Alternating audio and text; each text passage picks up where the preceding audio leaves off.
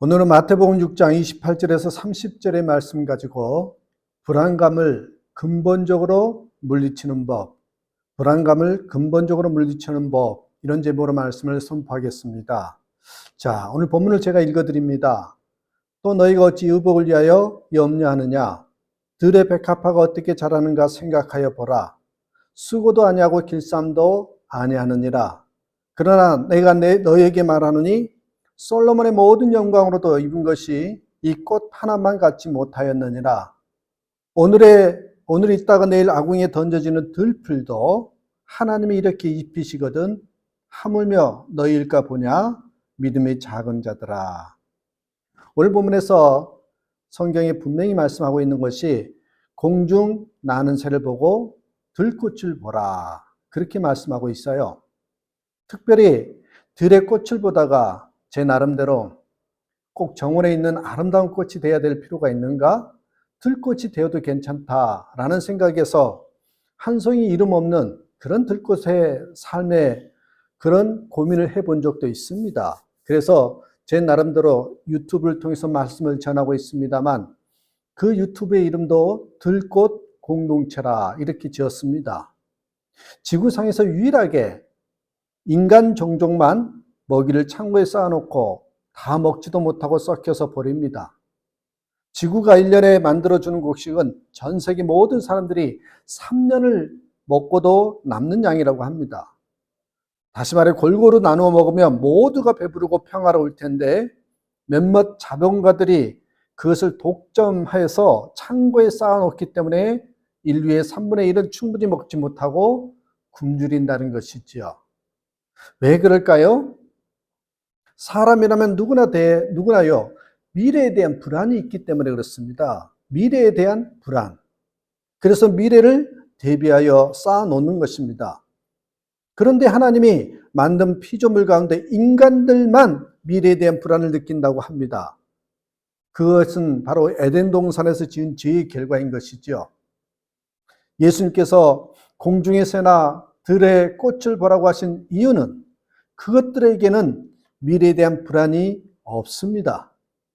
왜냐하면 하나님께서 입히시고 먹이시기 때문에 그렇습니다. 예수님을 믿는다는 것은 한마디로 말하면 미래에 대한 불안이 사라지는 것입니다.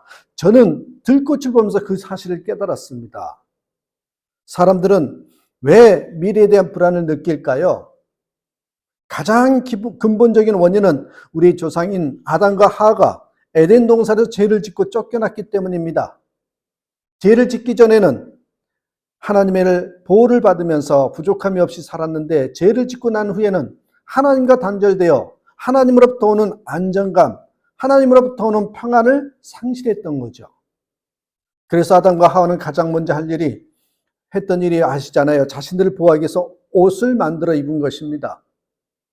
사람들은 어느 때에 불안을 느낍니까?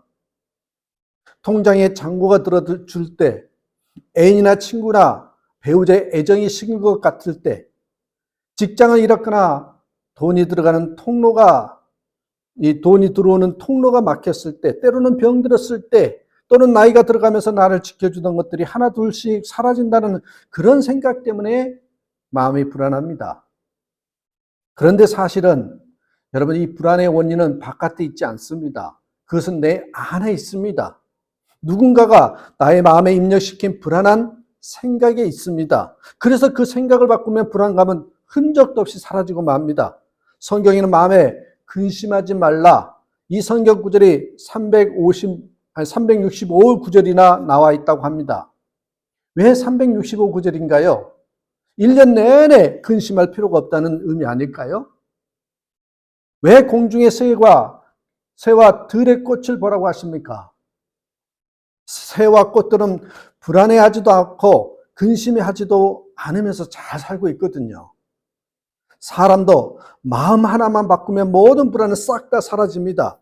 불안과 걱정, 근심 없이 살 수 있습니다. 시편 27편 1절에 여호와는 나의 빛이요 나의 구원이시니 내가 누구를 두려워하리요? 여호와는 내 생명의 능력이시니 내가 누구를 무서워하리요? 엄습하는 불안감을 해소하고자 할 때 공중의 새와 들판의 들꽃을 보면서 배워야 할 교훈이 있습니다. 오늘 저는 그 교훈을 4가지로 한번 살짝 훑어보도록 하겠습니다. 첫째는 여러분, 이 불안감을 해소하려고 바깥의 상황이나 형편을 바꿔봤자 아무 소용이 없다라는 거예요. 상황이나 형편이 문제가 아니라는 거예요. 외부의 노력이나 상황을 바꿔서 얼마쯤 불안감이 사라지기도 하지만 그것이 오래 지속되지는 않습니다. 세종시에서 있었던 일이래요. 뉴스에 나온 내용인데요. 자신의 딸에게 반성문을 쓰게 했다고 선생님을 학대로 고발한 그 여자, 내가 카이스트 나온 사람인데 내가 틀리냐, 네가 틀리냐 하고 선생님에게 하루에 40차례나 문자를 보냈다는 겁니다. 친구를 샤프로 찌른 학생에게 반성문을 쓰게 한 선생님이 옳지, 아무리 카이스트가 아니라 카이스트 할아버지 대학을 나왔다고 해도 그 여자의 인생은 100번 1000번 틀렸습니다. 그녀는 자신의 못난 인격을 학력으로 여러분 덮어보려고 했지만 오히려 부끄럼만 드러낸 것이지요. 사람들이 자신을 어떻게 볼까? 남의 시선을 의식한 사람은 자신의 용모를 가꾸거나 더 많은 돈을 벌거나 친구들의 관심을 끌기 위해서 시간과 정력을 소비합니다. 그러나 그것이 그 사람의 불안감을 해소해 주거나 그 사람의 가치를 높여주지는 않습니다. 사람의 가치가 학력이나 돈이나 지위 같은 것으로 평가되는 나라는 결코 좋은 나라가 아닙니다. 새들과 들꽃이 복된 이유는 그들에게는 머릿속에 복잡한 단어들이 없습니다. 다른 친구들에게 잘 보이고 싶어하는 마음도 없습니다. 다른 친구들이 자기를 어떻게 볼 것인가에 대한 염려도 없습니다. 그들은 하나님의 완벽한 형상을 지니고 삽니다.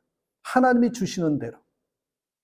공중의 새와 들판의 들꽃을 보면서 우리가 배워야 할 2번째 교훈인, 여러분 그렇다면 불안감을 해소하려면 어떻게 해야 될까요? 이 내면의 문제와 씨름을 해야 한다는 것이죠. 환경이나 상황을 바꾸려고 하지 말고 내 내면을, 내 마음을 바꾸려고 해야 한다라는 것입니다. 거기가 문제의 진원지이기 때문에 그렇습니다. 지금 나와 똑같은 문제와 상황에 처한 어떤 사람이 조금도 불안해하지 않고 오히려 태어난 사람들을 보십시오. 세상에는 그런 사람들이 많습니다. 어느 교회에서 청년들이 번지점프를 하러 갔답니다. 근데 그 부류가 다양해요. 처음부터 포기하는 사람, 이 점프 때까지 올라갔다가 내려온 사람, 안전바까지 묶었다가 다시 풀고 내려온 사람, 몇 번을 망설이다가 뛰어내린 사람, 단번에 뛰어내린 사람, 하물며 뛰는 것보다는 뛰어내릴 때 머리가 헝클어진 것을 더 걱정하는 친구들도 있었다고 합니다. 번지점프를 하다가요, 죽을 확률은 길 가다가 번개에 그래서 죽을 확률보다 더 낮습니다. 교통사고로 죽을 확률이 100배는 더 높답니다. 그럼에도 겁이 나는 것은 왜 그럴까요? 혹시나 하는 마음 때문이죠. 근심, 걱정, 염려, 불안. 여러분, 이것은요, 바깥 어디에 있는 게 아니라 내 안에, 내 머릿속에, 그 생각 속에, 마음 속에 있다라는 것입니다. 그래서 성경은 이렇게 말하죠. 빌립보서 4장 6절 7절. 아무것도 염려하지 말고 오직 모든 일에 기도와 간구로 너희 구할 것을 감사함으로 하나님께 아뢰라. 그리하면 모든 지각에 뛰어난 하나님의 평강이 그리스도 예수 안에서 너희 마음과 생각을 지키시리라. 여러분, 새들과 들꽃이 복된 이유는 그들에게는 걱정이라는 개념이 없다는 것입니다.